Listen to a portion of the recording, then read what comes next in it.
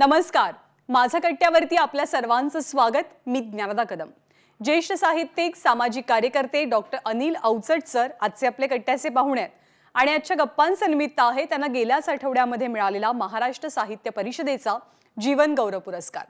आपल्यापैकी अनेकांना अवचट सर पहिल्यांदा भेटले ते पुस्तकांमधूनच.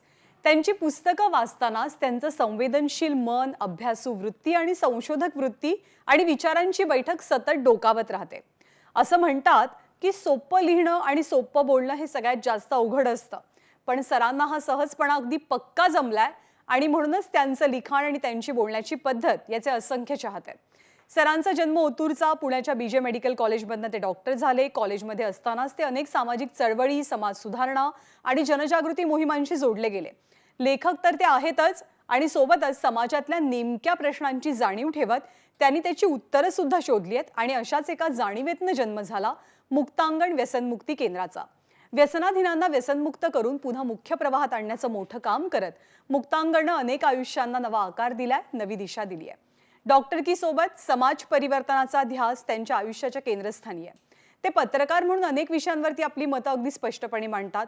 लेखक म्हणून आपल्याला साहित्य समृद्ध करतात. शिल्पकला, चित्रकला, फोटोग्राफी ही त्यांच्या आवडीचे विषय आहेत, क्षेत्र आहेत. तर ओरिगामीमधनं नाना विविध आकार साकारणं हे त्यांचा छंद आहे. फक्त स्वतःपुरतं बघायचं नाही तर सगळ्यांचा विचार करायचा. या विचारावरती आयुष्य जगणाऱ्या डॉक्टर अनिल अवचट सर यांच्याशी आज आपण मनमोकळ्या गप्पा मारूया. सर नमस्कार, तुमचं मनापासून स्वागत आहे माझ्या कट्ट्यावर. नमस्कार. बाबा, तुमचं आमच्या सगळ्यांच्या वतीनं हा जीवन गौरव पुरस्कार मिळाला त्याबद्दल खूप अभिनंदन. आणि जेव्हाही तुम्हाला आम्ही बघतो, जेव्हाही तुमच्याबद्दलचं वाचतो, तुम्ही काय काय तुमच्या ॲक्टिव्हिटीज सुरू असतात त्याच्याबद्दल जाणून घेतो. तर पुण्यामध्ये खरं तर एकेकाळी अवलियांचं शहर म्हणून पुणे प्रसिद्ध होतं.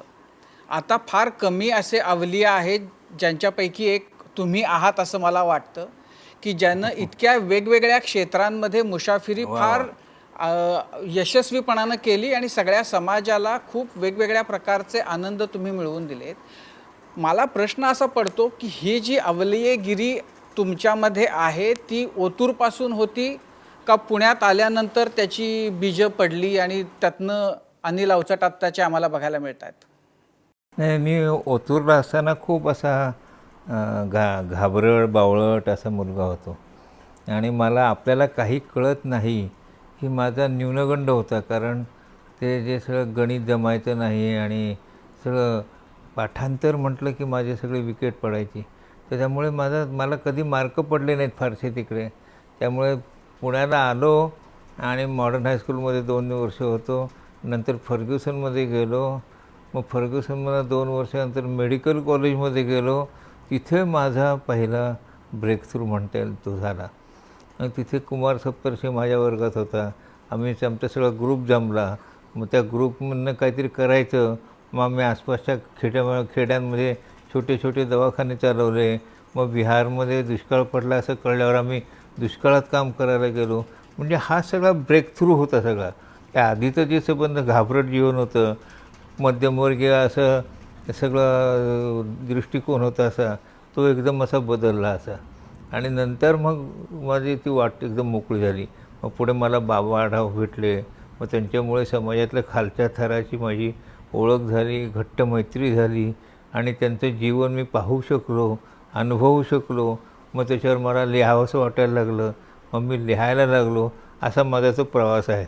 त्यामुळे मेडिकल कॉलेजमधल्या 2ऱ्या वर्षाला जे माझं जे परिवर्तन झालं ते तिथून पुढे सगळं माझं बदलून गेलं.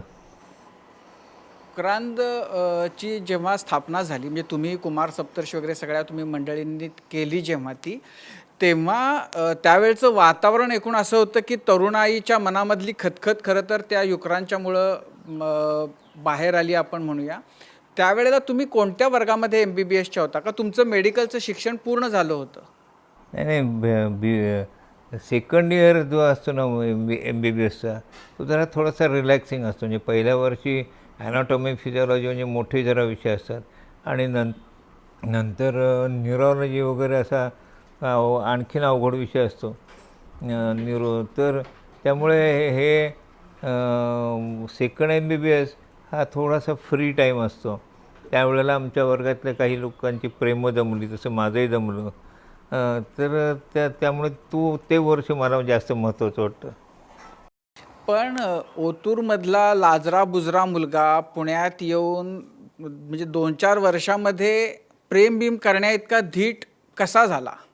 नाही, प्रेम करायला काही फार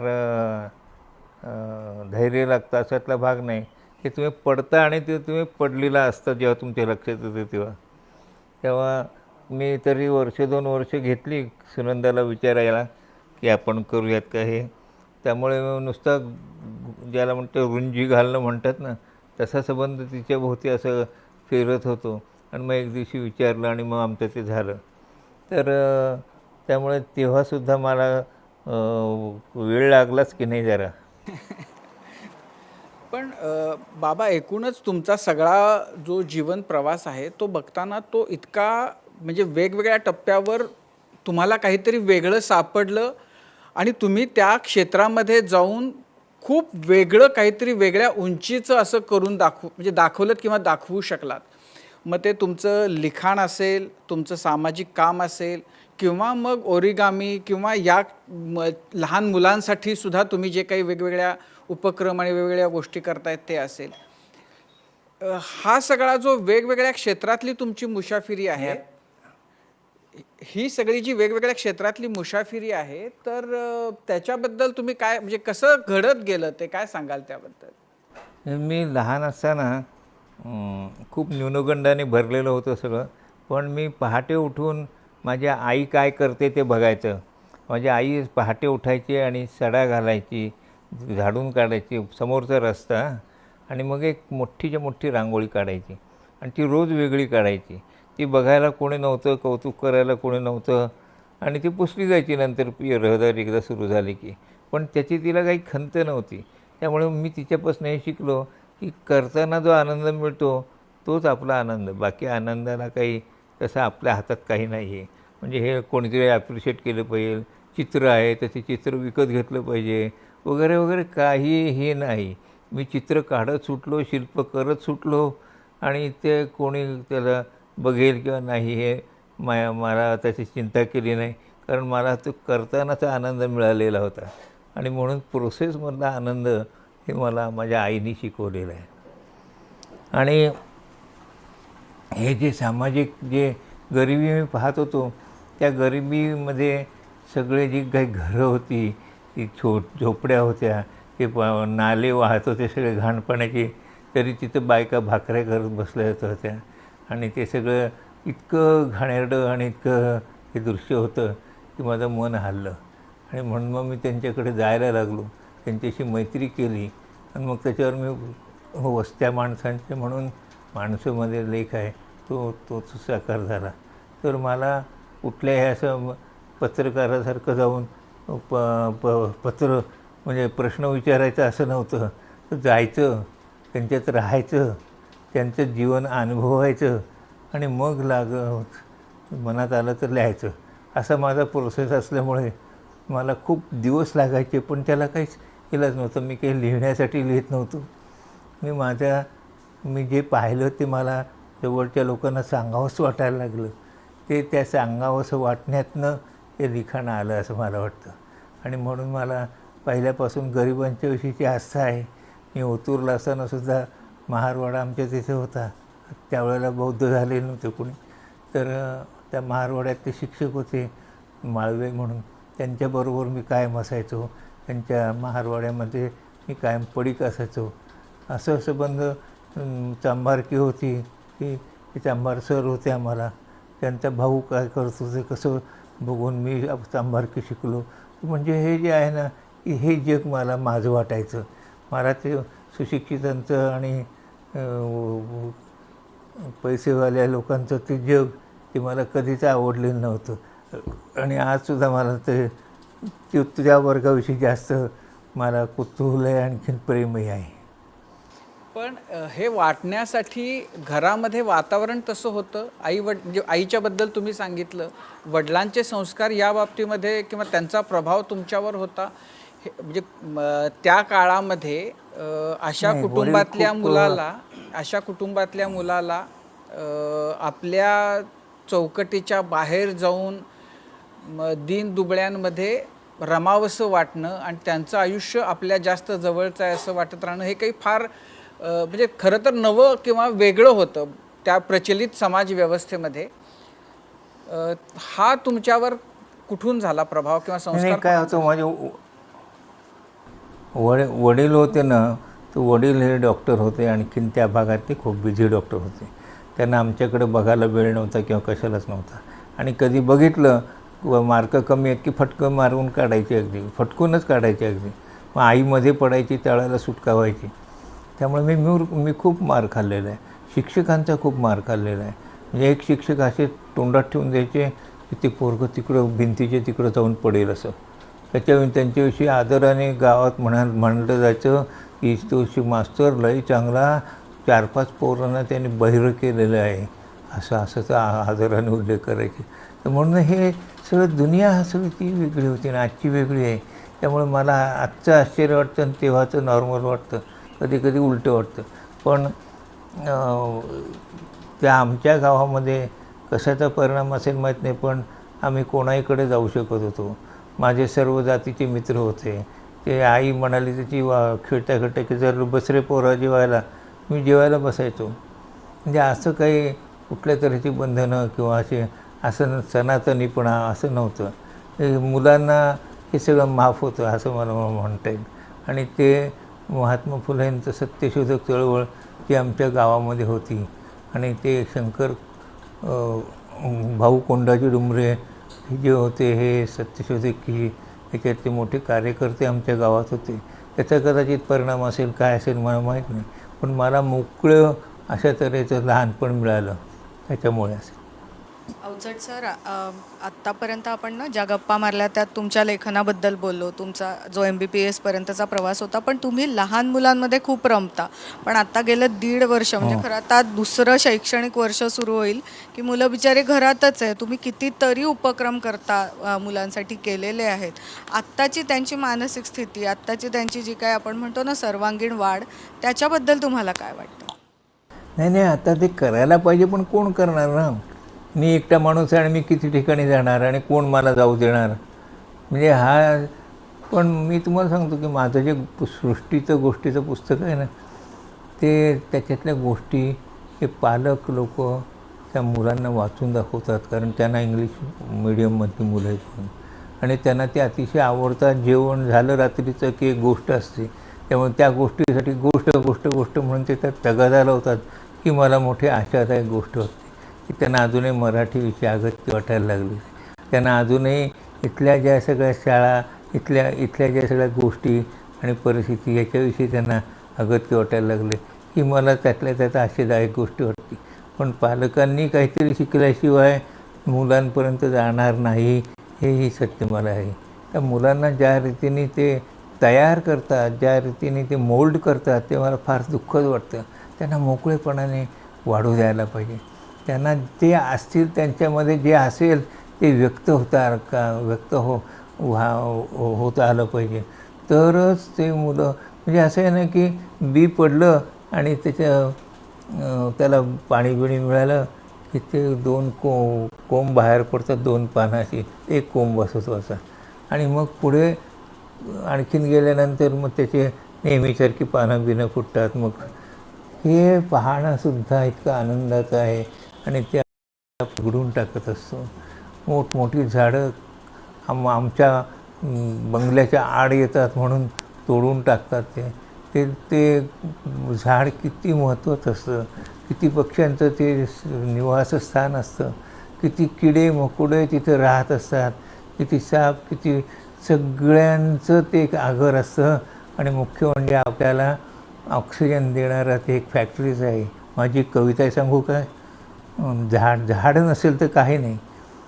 ते झाड कुठे रे गेले, आकाश नागवे झाले, उडणारे पक्षी थिजले, ते डाग आकाशी पडले, मर तुकडा झाला सूर्य, चंद्रास लागली घरघर, हे कशामुळे झाले रे, ते झाड कुठे रे गेले. फारच नेमकं आहे मांडलेलं त्या.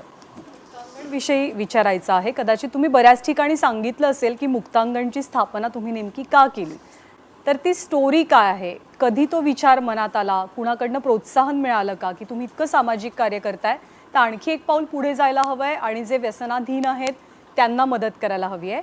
आणि त्याला जोडून एक छोटासा प्रश्न असा आहे की आत्ता जशी आपण प्रगती केली तशी आपली प्रलोभनं सुद्धा वाढली, त्यामुळे व्यसनांची व्याख्या आता बदलली आहे का, आता कुठली नवी व्यसनं कदाचित आपल्याला व्यापून टाकतात कळत न कळत. सुनंदाची एक मैत्रीण आहे आणि तिचा नवरा, ते दोघंजणं दुपारच्या वेळेला असे आले आणि त्यांचा मुलगा व्यसनाधीन झालेला, तो कोल्हापूरला होता इंजिनिअरिंग कॉलेजमध्ये, त्याला घेऊन आलेले, ते उद्ध्वस्त कुटुंब सगळं ड्रगमध्ये तो असा हे झालेला.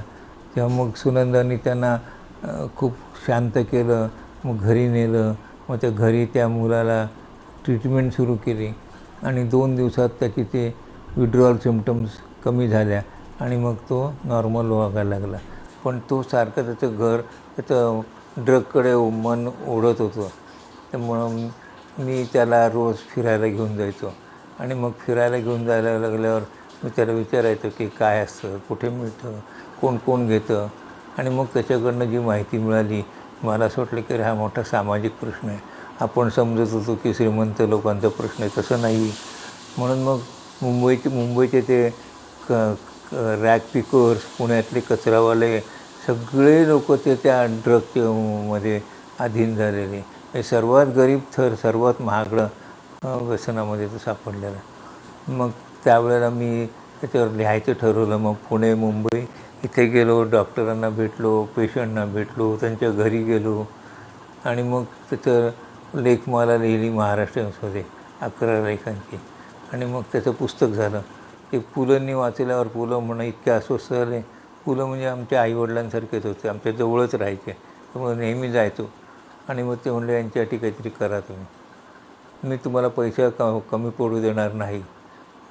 पुलं दरवर्षी असे काही लाख रुपये त्यांना जी रॉयल्टी मिळायची तशी वाटून टाकायची. तर मी दरवर्षी त्यांचा सल्लागार होतो. पण यावर्षी मलाच ते विचारतात, हो तू काहीतरी करा यांच्यासाठी. मग सुनंदा म्हणाले की आपण यांच्यासाठी केंद्र काढू. मी घाबरलो, म्हणलं असं केंद्र कोणी आपण पाहिले आहे का? ती म्हणले आपण शिकू, पेशंटकडनं शिकू. आणि पेशंटकडनं शिकणं हा प्रोसेस सुरू झाला तो आज तागायचा. आणि मग त्याच्यात पेशंट आलेले, त्यांचे घरचे सगळ्यांना इन्व्हॉल्व करत हा एक नवीन रस्ता तयार झाला. आणि आता 70-80% लोक बरे होतात, जे जगामध्ये 8 ते 11% लोक बरे होतात. इतकं त्याचं रिझल्ट इतके चांगले आहेत. जेव्हा आपण पालकांना इन्व्हॉल्व करतो, जेव्हा घरच्यांना करतो, वस्तीतल्या कार्यकर्त्यांना करतो, तर चमत्कार होतो. हा आमचा अनुभव आहे. आणि पूर्वी एज ग्रुप आमच्याकडे होता की 30 ते 40, 30 ते 50, आता 25 झाला, 15 झाला. 10 वर्षाची मुलंसुद्धा आता ॲडिक्ट होऊन येतात. एकाला मुलाला विचारलं, छोटंसं मूल, तू हाफ पॅन्ट, म्हणलं काय रे तू कुठलं व्यसन करतोस? त्याने सांगितलं गांजा. अरे बापरे, गांजासारखं भयंकर व्यसन तो इतक्या कॅज्युअली घेत होता. मला फार धक्कादायक असं वाटतं. त्यामुळे हा उपभोगवाद आहे ना, सगळं मला हे पाहिजे, मला ते पाहिजे, माझ्याकडे पैसे आहेत, मी हे घेणार ते घेणार, त्याचं हे एक पिल्लू आहे. हे आजच्या काळात ते अधिकाधिक तरुणांपर्यंत पसरत चाललं आहे व्यसन अंमली पदार्थांचं. आणि अशा वेळी जर पालकांनी जागरूक राहायचं असेल तर तुम्ही त्या पालकांना कशा पद्धतीने सल्ला द्याल? अशी जी मुलं आहेत त्यांना कशा पद्धतीनं हाताळायला पाहिजे? मी पहिल्यांदा पालकांना सांगेन की तुम्ही कुठलंही व्यसन करू नका. म्हणजे दारू ज्या घरात रोज पिली जाते, मग ते सांगतात की आम्ही काही घरी गडबड करत नाही, शिवीगाळ करत नाही, फक्त एवढीशी दारू पितो. तर अशांची मुलांनी सांगितलं आहे की ती मुलं जेव्हा लहान होती तेव्हा आईला विचारायची, आई काय पप्पा काय पितात गं? ती म्हणली ते ड्रिंक पितात. म्हणजे दारू म्हणायला जरा संकोच वाटला. मग जरा काही वर्षांनी बाबा दारू पितात का? ती म्हणली हो. मग का पितात दारू? त्यांना टेन्शन असतं, फॅक्टरीमधलं अमकं तमकं, म्हणून ते पितात. मग तो म्हणलं मी 10वीत गेलो तर मी असं म्हटलं की मलाही टेन्शन आहे, मग मी काहीतरी प्यायला काय हरकत आहे. म्हणजे वडिलांनी काही त्याला काही दारू पाजली नाही, पण घरामध्ये रोज दारू प्यायली जाणं ह्याच्यामुळे या मुलाच्यावर असा संस्कार झाला की दारू पिणं काही वाईट नाही. आणि त्यामुळे तो सिगरेट प्यायला लागला, नंतर ड्रगकडे गेला. असं म्हणून दारू पिऊ नका मी पर्यंत सांगेन. सिगरेट ही घातक आहे, ते सिगरेटपासून दूर राहा. त्यामुळे जर पालक स्वतः व्यसनापासून दूर राहिले तरच ते आपल्या घरामध्ये वातावरण निर्माण करू शकतील की हे वाईट आहे आणि हे आपण करायचं नसतं. तरच मुलं विश्वास ठेवतील तुम्ही म्हणताय ते. नाही तर तुम्ही म्हणताय हे पिऊ नका आणि स्वतः मात्र पितात आणि त्याच्यावर विश्वास नाही बसणार. आणि मुलांनी जर समजा मुलांमध्ये एक असं हे पाहिजे, संवाद पाहिजे की आता हे दारू सिगरेट प्यायली, तो माझा मित्र सांगायला आला आमच्या चिरंजीवाने आमच्या सिगरेट प्यायली, आता काय करू सांग. तर मी म्हणलं तू चेन स्मोकर आहेस, तू सोडायला तयार आहेस का. तो म्हणलं नाही मी नाही सोडायला तयार. म्हणलं तू काय सांगणार आहेस मुलाला. तो म्हणलं मी सांगितलं की 8वीत असताना मी काही पित नव्हतो. तर मी म्हणलं त्या मुलाला कसं पटणार आहे. जन्मापासून जो तुझ्या तोंडात सिगरेट पाहतो आहे तर तो सिगरेट वाईट आहे त्याला कसं पटणार. त्यामुळे पहिल्यांदा तू सोड, मग पुढची गोष्ट. अनिल अवचट सर, तुमचा इतक्या वेगवेगळ्या विषयांमधला अभ्यास आहे, वेगवेगळ्या क्षेत्रांमधला वावर आहे की बरेच प्रश्न बाकी आहेत जे आम्हाला विचारायचे आहेत आणि तुमच्याकडनं खूप काही जाणून घ्यायचं आहे. पण आता यासाठीच थांबवलं कारण आपल्याला एक अगदी छोटासा ब्रेक घ्यायचा आहे. एक छोटासा ब्रेक घेऊन थोड्याच वेळात परत भेटूया. पाहत रहा माझा कट्टा.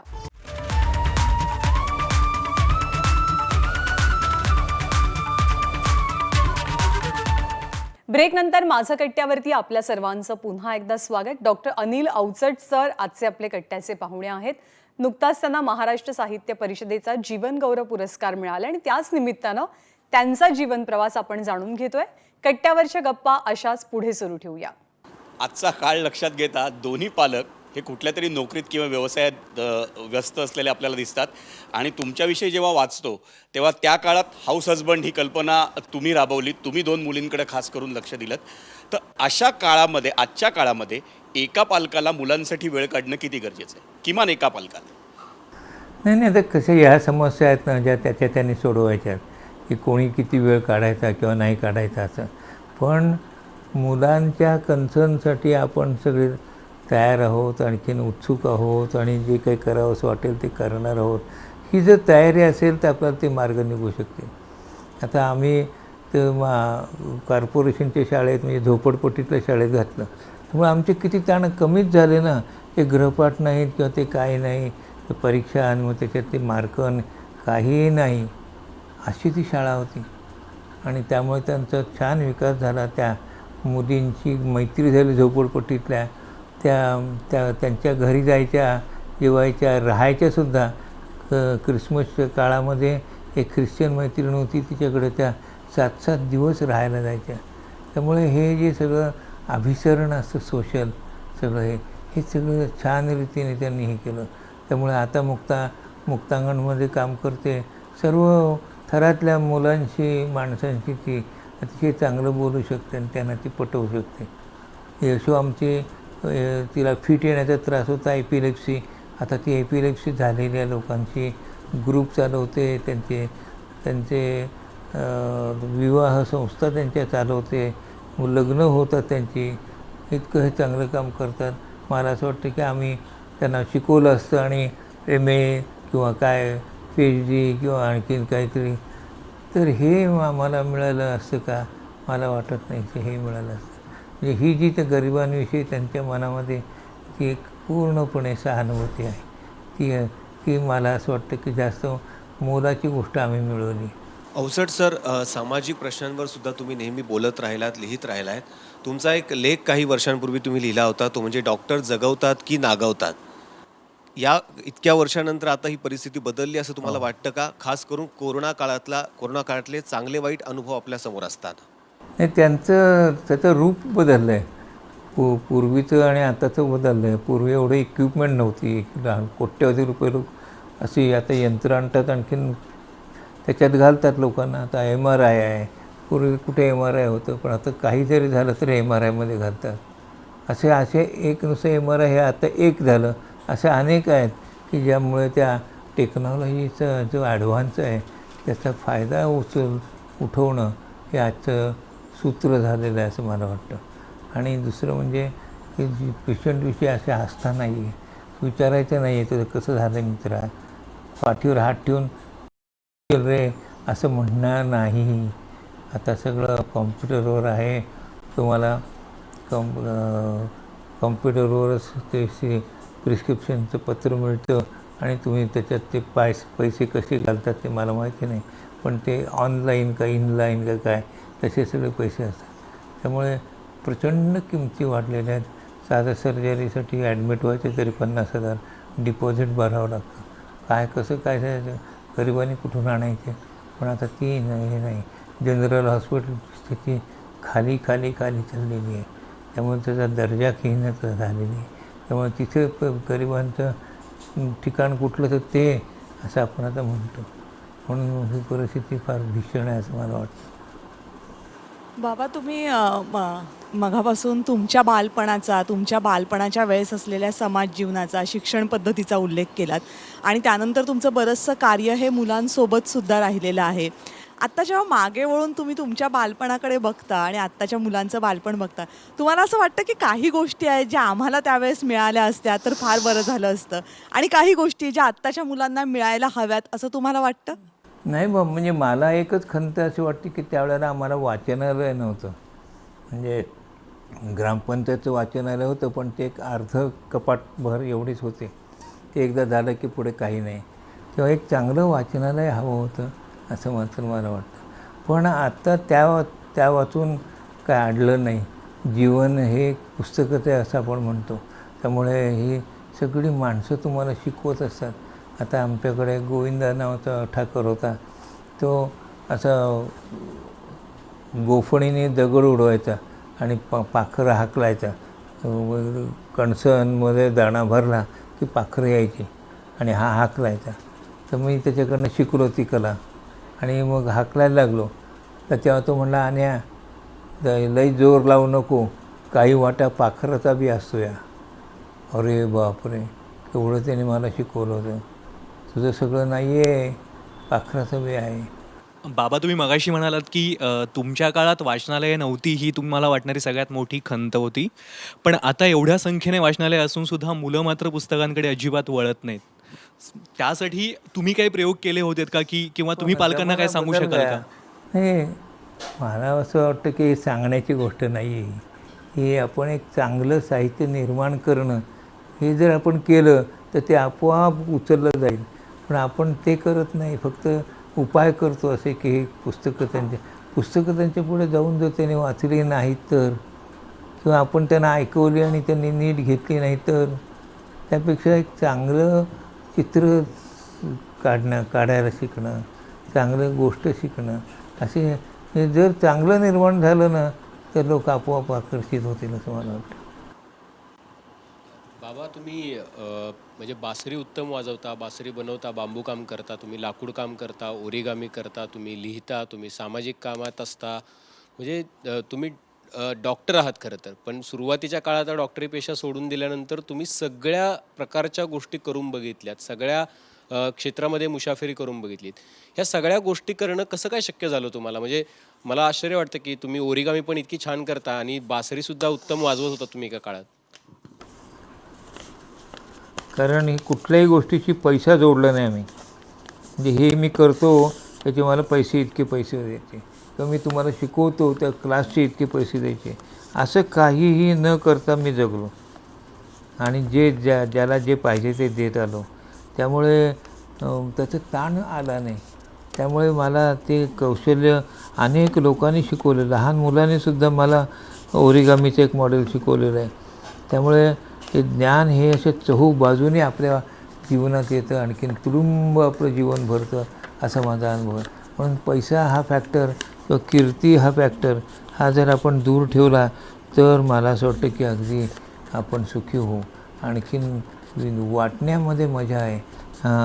आता मी ओरिगामी कुठेही मुलांना कुठेही वृद्धांना सगळ्यांना शिकवतो आणि मला खूप त्याचं समाधान मिळतो. मला पैसे नाही मिळाले पण मला समाधान मिळालं.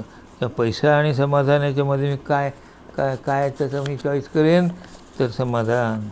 जब आया संतोष धन सब धन दुरी समान. म्हणजे जेव्हा गोधन गजधन बाजी धन और रतन धन खान, रत्नाचे खाण असेल तरी नाही. जब आया संतोष धन सब धन धुरी समान, धुळीसारखे आहेत सगळी. तर आता हे एक कोलांटिवडी म्हणून आहे, हे साध्या एका कागदाचं आहे, पण असं केलं हां कशी उलटी मारतं की नाही असं. हां आहे की नाही. तर अशा अनेक छोट्या छोट्या छोट्या गोष्टी आहेत. गाडीत बसलो, विमानात बसलो, कुठेही बसलो तरी मी सुरू करतो, मग मुलं जमतात, मग आम्हाला ते शेजारचे पैसे प्रवासी जागा करून देतात, काय विचारू नका. आता मी बेडूक करणार आहे बरं का. किती छोटासा कागद आहे आणि त्याच्यातनं काय बेडूक होणार आहे. हो होईल होईल बघा तर खरं. हां आणि आमचा बेडूक आहे तो. मला बेडकाविषयी फार प्रेम आहे. हां मला बेडूक हा खूप आवडतो. असं आपल्या माणसाचे अनेक जे कीड आहे, जे कीड आहे याच्यावर पडणारी पिकांवर, ती या बेडकांमुळे खूप नष्ट होते. असा बेडकाचा फार मोठा आपल्याला उपयोग पण आहे.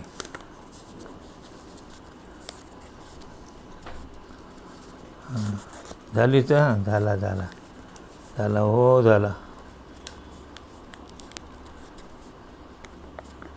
आता बघा हा असं आहे ना. हां रे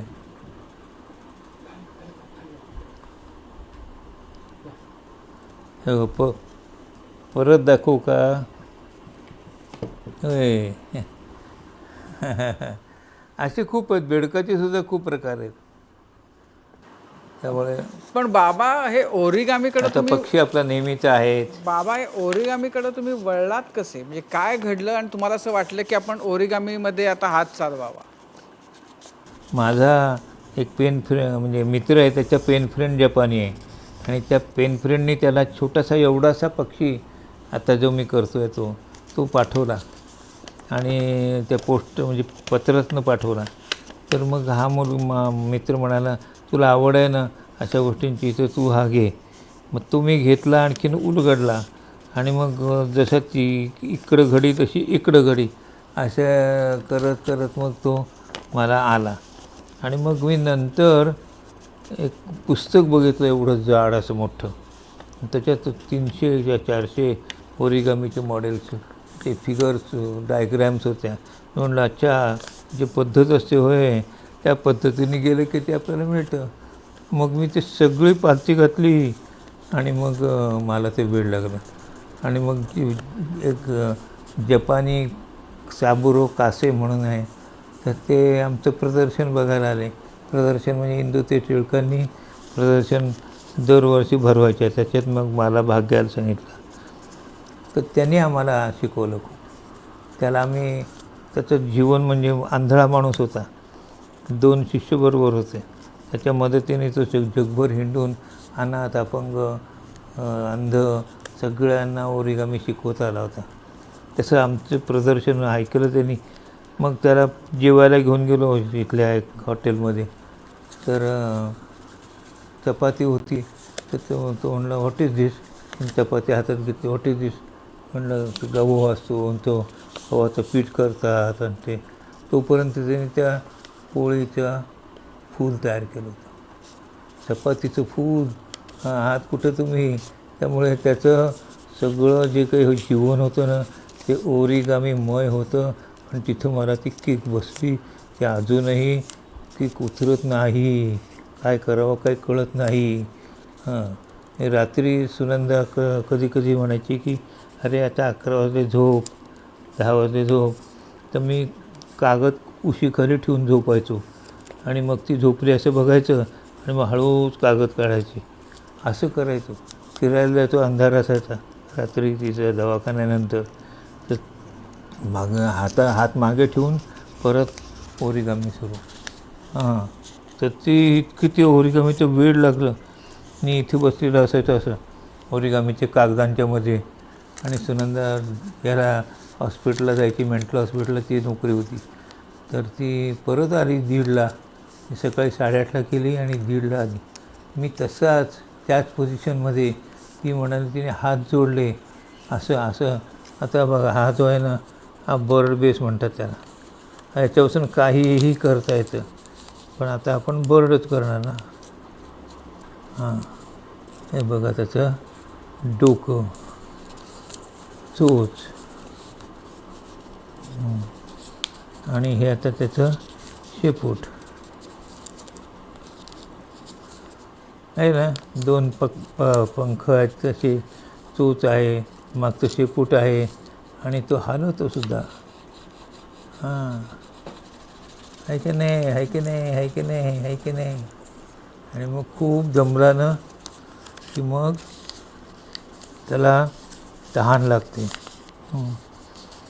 तहान लागते. थांबा. हां, आणि पाणीच नाही कुठे. मग एका चपरावर उडत उडत गेला. तिथे एका भांड्यामध्ये पाणी होतं. आणि मग हे ते भांडं बरं का, हे भांडं ते, आणि हा तो पक्षी. पण पिणार कसा, आपण कागदाचे पडलो ना. हां, बघू तर खरं मिळते का. हो, अरे वा वा वा वा वा वा, अरे वा वा वा वा. हो, असं ओरिगामी आमचं फार मजेदार आहे. हजारो शेकडो त्याच्यामध्ये मॉडेल्स जगभरातल्या लोकांनी घातलेले आहेत. मी सुद्धा अलीकडच्या काळामध्ये ते 7-8-10 वर्षामध्ये जी मॉडेल केली ती माझी मॉडेल्स आहेत. म्हणजे तुम्हाला दाखवू काय करा. हो हो हो, मी तेच विचारणार होतो की तुमची काही नवी तुम्ही तयार केलीत का म्हणून. हे बघा, ही सगळी माझी आहेत. आता जे दाखवलं ते माझी. हां, हत्ती आहे आणि त्याचे दात वैशिष्ट्यपूर्ण आहेत. हां, हत्ती आहे. हत्तीचा हा माहूत आहे. तिने चालले ढकॅक ढकॅक ढकॅक. हा घोडेस्वार आहे. टॅक टिक टॅक टिक टॅक टिक टॅक टिक.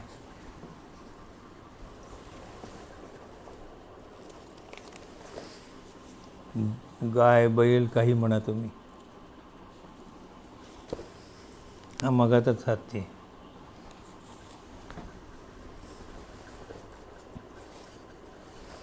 हा मोर बघा, एक मोर, रक्षण मोर आहे. आणि हा असा अगदी छान उभा उभा राहतो. आणि हा असाही होतो अगदी,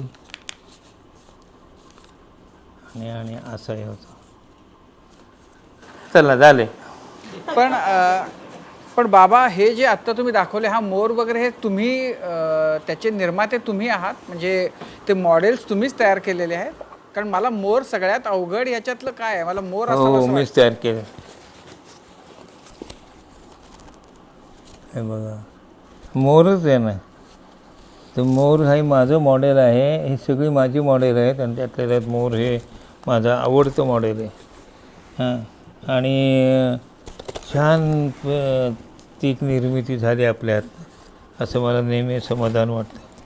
पण ओरिगामीमध्ये जे काही आपण करतो ते फक्त एकाच कागदाच्या तुकड्यामध्ये करायचं का वेगवेगळे कागदाचे तुकडे जोडणंही त्याच्यामध्ये त्याला परवानगी आहे असं म्हणू आपण? नाही, ते एका कागदातनं करायची ती प्युअर ओरिगामी म्हणतो. आणि ती मी नेहमी प्युअर ओरिगामी करतो. काही लोक 2 कागदांचं करतात, त्याला कंपाऊंड ओरिगामी म्हणतात. आणि खूप कागदाचा जोडत असं तो हाऊस करतात ना, ती मॉड्युलर ओरिगामी म्हणतात. मला एका कागदाचं करण्यामध्ये आव्हान वाटतं, म्हणून मी ते एकच कागदाचं करतो. मला इतर ह्या भुलवू शकल्या नाहीत. इतर जे कंपाऊंड किंवा हे ते सोपं आहे. त्याच्यात जोडत बसलं की तुम्ही काही करू शकता. पण ओरिगामी म्हणजे एक स्क्वेअर आहे किंवा एक ट्रँगल आहे किंवा एकच कागद, पण तुम्ही त्याच्यातनं संबंध एक प्रतिसृष्टी तयार करू शकता. नाही मला म्हणजे जसं ओरिगामीचं तुम्हाला त्याच्याबद्दलचा ओढा कसा वाटला हा जसा आत्ता तुम्ही सांगितलं, तसंच बासरीच का? म्हणजे तुम्ही तर तुमच्या हातामध्ये किंवा तुमच्यामध्ये अशी जादू आहे की तुम्ही कुठलंही वाद्य घेतलं असतं तरी तुम्ही वाजवू शकला असतात. मग हार्मोनियम का नाही, सतार का नाही, गिटार का नाही, बासरीच का? माझा मित्र आणि मी तो अमेरिकेत असतो असायचा, म्हणजे आता नाही येतो. तर ते इथे आले असताना मी बरोबर असायचो त्याच्या. तर त्याच्या बायकोने सांगितलं काहीतरी अशी गोष्ट आणा की जी आपल्याला तिकडे गिफ्ट म्हणून देता येईल. तर आम्ही गेलो तर एक एवढी बासरी होती अशी, त्याला नक्षी विक्षी होती. म्हणलं ही घेऊन चल.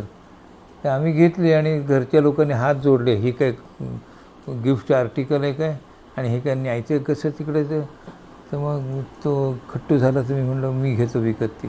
मी पहिली विकत घेतली आणि फुंकत बसलो. 15 दिवस 20 दिवस नुसता फुंकतोय आणि मग एकदा आवाज आला, कारण ती मोठी होती. पहिलीच सुरुवात अशी मोठ्या बासरीपासून. आणि मग हळूहळू एक एक एक एक एक एक सूर जमायला लागला आणि मग मी स्वतःपुरती बासरी वाजवायला लागलो. म्हणजे असं ती गळ्यात पडली आणि वाजवायला लागला असं झालं ते थोडक्यात. हो. मग नंतर माझं गाण्याकडे जास्त लक्ष वळलं. एखादा सूर ऐकू?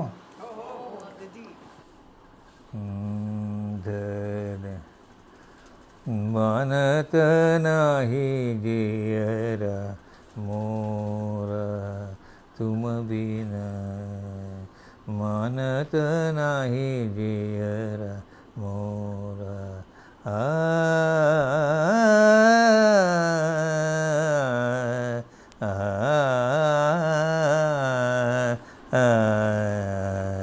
मानत नाही जियरा मोरा. कौन देश गमन किनो किन साहेब अब, मानत नाही जियरा मोरा. बस. बाबा हे सगळं पाहिल्यावर असं वाटतं आत्ता तुम्ही काय शिकताय नक्की? म्हणजे असं कुठली गोष्ट आहे की तुम्हाला असं वाटतं की अरे हे तर मला येतच नाही आणि आता नव्याने शिकताय? नाही, कलांच्यामध्ये नाही वाटत आता, पण विषयांच्यामध्ये वाटतं की अरे हे आपल्याला येत नाही बरं का. आता फ्रॉगमध्ये म्हणजे बेडकामध्ये मला खूप कमी माहिती आहे. मग जरा मिळवूयात का, चला तिकडं. मग सध्या माझं काम चाललं आहे ते आपला पाठीचा कणा असतो ना, त्या कण्यावर चाललेलं आहे. त्यामुळे मला जर समजा उत्सुकता आणि हे असेल ते आता विषयांची आहे. कलांची आता एवढं नाही मला फार.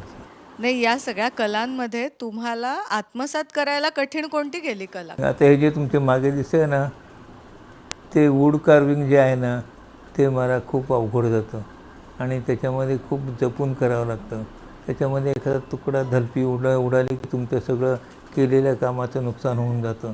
त्यामुळे हळू ठोकत छिलके काढत अशा तऱ्हेचे ते आकार घेत असतं. त्यामुळे मला वूड कार्विंग हे नेहमीच आव्हानात्मक कला वाटली आहे. ती आपल्या मागे ठेवलेली आहे सगळे. सर, आपल्याला आणखी एक छोटासा ब्रेक घ्यावा लागणार आहे. बऱ्याचशा कलांबद्दल आणि आत्ताची सामाजिक राजकीय परिस्थिती, पुढच्या पिढीसमोर असणारी आव्हानं, हे सगळ्याविषयी आपल्याला संवाद साधायचा आहे. पण एका छोट्याशा ब्रेक नंतर पाहत रहा माझा कट्टा.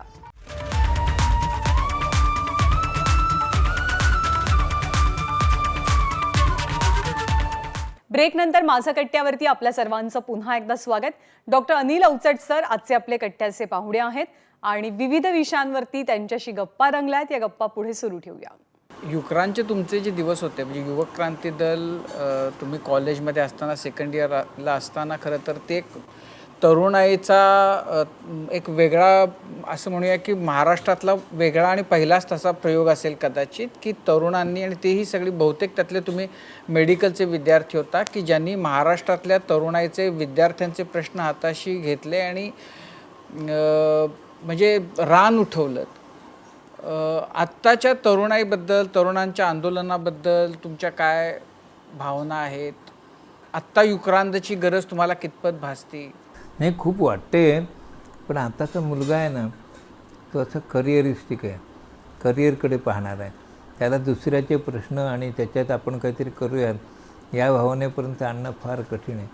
आपापल्या ह्या लाईनला गेल्यावर काय स्कोप आहे, मग असं हेच सगळं त्यांची आहे.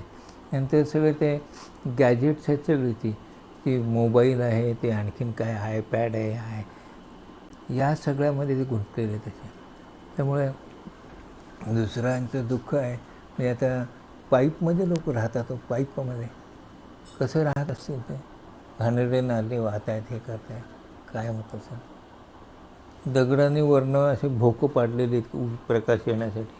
खाली जमीन म्हणजे कर्व जी असलेली जमीन, काय म्हणायचं. आदिवासी लोक आहेत. मी बस्तरला गेलो होतो, काहीही घरात नाही, फक्त एक असं मातीचा असं एक तवा, आणखीन चुलाणं, आणि बाकी काही नाही. मी काही घरामध्ये जाऊन पाहिलं, काही नाही.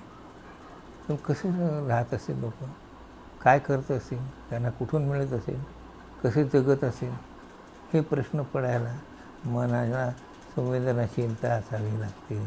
आणि तिचा अभाव आहे. आणि का अभाव आहे, तर हे सगळं जग पालटलं आहे, सगळं यंत्रयुगाच्या मध्ये गुरफटलं आहे. आणखीन स्वतः पलीकडे बघायची दृष्टीच आता जवळपास गेलेली आहे असं मला वाटतं. मला एक काय वाटतं बाबा, की म्हणजे तुम्ही जेव्हा लिहिलं तेव्हा तुमच्या सगळ्या वाचकांना तुम्ही खूप अस्वस्थ केलं तुमच्या लिखाणातून. तुम्ही जेव्हा खूप अस्वस्थ झालात व्यसनाधीनतेचा प्रश्न बघून, तेव्हा तुम्ही त्याच्यावर काहीतरी मार्ग काढायचा प्रयत्न केला. तुम्ही जेव्हा ओरिगामी असेल, मुलांसाठी काहीतरी करायचं म्हटलं, तेव्हा त्यातनं खूप आनंद निर्माण केलात. हे सगळं करत असताना म्हणजे एकीकडं तो सगळा भाग तुमच्या आयुष्यातला, आणि आत्ता बाहेरचं जे जग आहे त्यातलं जे वास्तव आहे, तर ते तुम्ही जे निर्माण केलेलं आहे त्याच्यापेक्षा खूप विसंगत आणि खूप अस्वस्थ करणारं असं आहे. तर आत्ताचं जे आपलं सामाजिक वास्तव आहे त्याच्यामुळं घुसमटलेपणाची भावना होती तुमच्या मनामध्ये? नाही, अस्वस्थपणा येतो. म्हणजे आता ह्या 5 वर्षाच्या किंवा 4 वर्षाच्या मुलीवर कोणीतरी घरातल्याच कोणीतरी एल्डरनी बलात्कार केल्याची बातमी जेव्हा येते, तर नाही जेवण जात. काय झालं असेल त्या मुलीची तडफड, काय झालं असेल. म्हणजे तुम्ही काहीही करू शकत नाही अशा परिस्थितीमध्ये अशी येऊन पडतं असे. त्यामुळे अस्वस्थ होत नाही का, तर होतो. असे कित्येक रोज बातम्या असे वाचायला मिळतात, किंवा फोटो असे, बापरे कशी वाटतो. ते फोटो असतात ते लहान पोरांचे असतात, असे डोकं मोठं आणि बाकी सगळं लहान.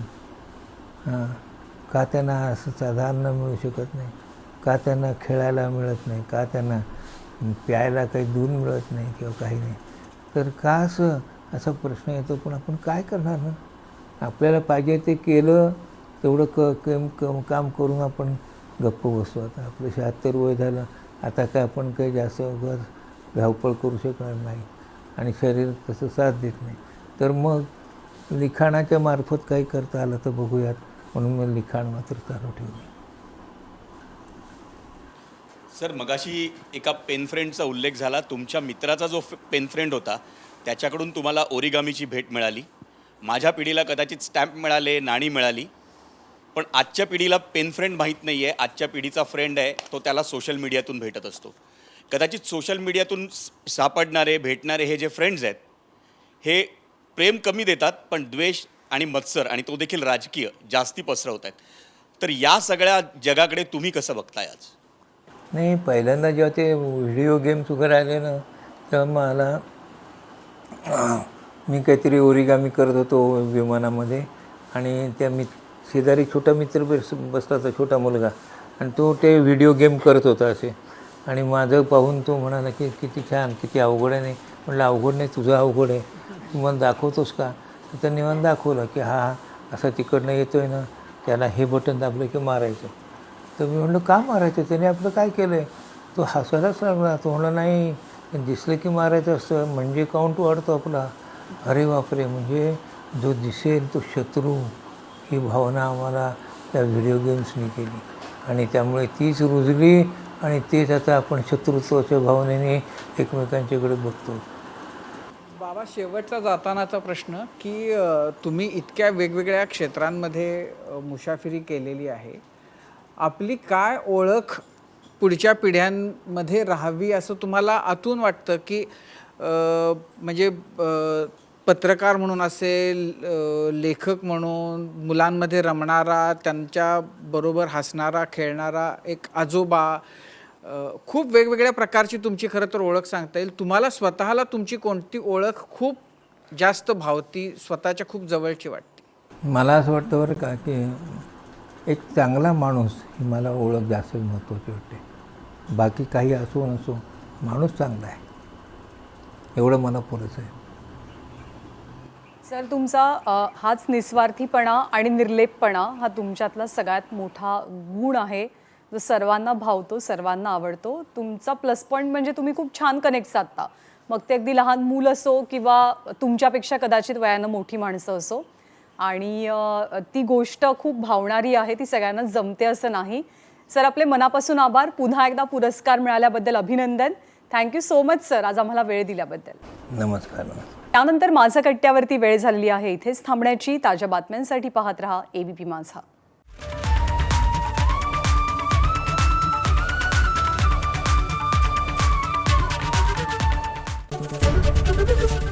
ABP माझा, उघडा डोळे बघा नीट.